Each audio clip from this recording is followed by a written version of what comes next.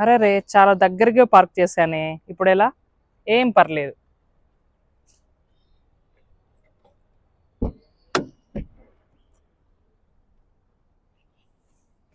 చూడండి నేను ఇక్కడ నుంచి ఈజీగా ఎక్కుతా.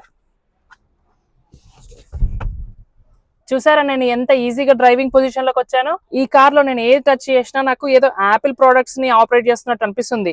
కీస్, ఈ సెంటర్ కన్సోల్, ఈ స్టీరింగ్ కంట్రోల్స్, ఈ కప్ హోల్డర్స్ ఏది టచ్ చేసినా మనకు ఏదో యాపిల్ ప్రొడక్ట్స్ ని టచ్ చేస్తున్నట్టు ఫీల్ వస్తుంది.